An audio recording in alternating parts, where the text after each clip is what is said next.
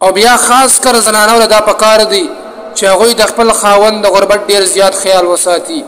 که چېرته ستاسو خاوند غریب یو کمالداره خو د خپل ډېرې خرچې بوج په خاوند باندې مه اچوئ، او که خاوند غریب وي نو بیا خو د فضول خرچۍ نه بلکل ځان وساتئ.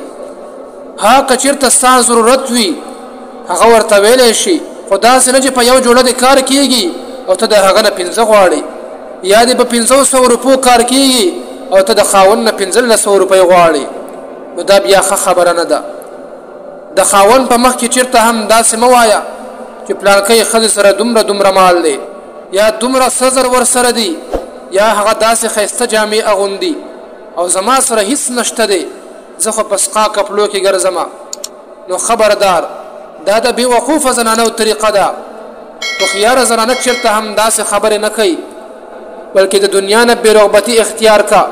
په دنیا څه کوي د آخرت لپاره تیاری وکړه. د دنیا به څه جامې وي، د دنیا به څه سره زر وي، او د دنیا به څه زیب او زینت وي، د دنیا به څه کور وي. تاسو د صحابیاتو زندګۍ ته وګورئ، د هغوی په شان سادګي خپله کوي.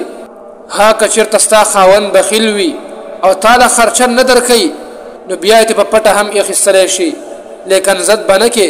داسې نه چې د دې متل مصداق جوړ شي چې د واده نه مخکې ښځه صرف د خاوند طلبګاره وي او د واده نه پس بیا د هر شیز طلبګار شي. د رسول الله صلی الله علیه وسلم د لور فاطمه رضی الله عنها د مخ رنګ تک زیړ شوی و. کله چې د هغې خاوند علي رضی الله عنه هغه وکتله نو تپوس یې وکړو چې دا ولې؟ نو فاطمه رضی الله عنها ورته وویل چې درېیمه ورځ ده چې کور کې څه نشته دی چې اخرم. نو علي رضی الله عنه ورته وویل چې تا ما ته ولې نه ویل؟ نو فاطمه رضی الله عنه ورته وویل چې زما پلار یعنی رسول الله صلی الله علیه وسلم ما ته وصیت کړی و چې علي رضی الله عنه درله څه راوړي نو هغه اخره، او چې څه را نه وړي نو بیا د هغه نه غواړم. نو زما عزتمندو خویندو په دې خبره تاسو لږ سوچ وکئ چې د پیغمبر علیه الصلاة والسلام د لور دا حالت دی، نو آیا تاسو د هغې نه ښیئ؟ او چې ته ډېره خرچه غواړې او خاوند سره نه وي نو بیا به مجبورا هغه تاله طلاق درکوي. د اسماعیل علیه الصلاة والسلام ښځې چې کله د غریبۍ شکایت وکړو نو ابراهیم علیه الصلاة والسلام اسماعیل علیه الصلاة والسلام ته وویل چې ښځې له دې طلاق ورکړه. د رسول الله صلی الله علیه وسلم نه بعضې بیبیانو د زیاتې خرچې مطالبه وکړه، نو رسول الله صلی الله علیه وسلم یو میاشت د هغوی سره خبرې نه وې کړي.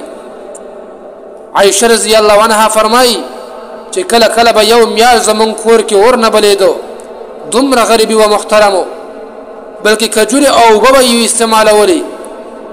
لږ سوچ وکئ چې د پیغمبرانو د کور دا حالت دی، نو زمونږ په کور کې خو الحمدلله 3 او 4 وخته روټۍ پخېږي او بیا هم موږ شکر نه وباسو. په موږ کې ورځ په ورځ د ناشکرۍ ماده سوا کېږي. لہذا ښځې د په ذهن کې دا خبره کېږدي چې خاوند تاسو له څه درکوي، که هغه ډېره وي او که لږه وي، په هغې باندې د الله شکر وباسئ. خپل خاوند په دې مه مجبوره کوئ چې ما ته 15 کپړې وکړه، 6 جوړې راته وکړه، ما له دومره روپۍ راکړه، ما له دومره راکړه.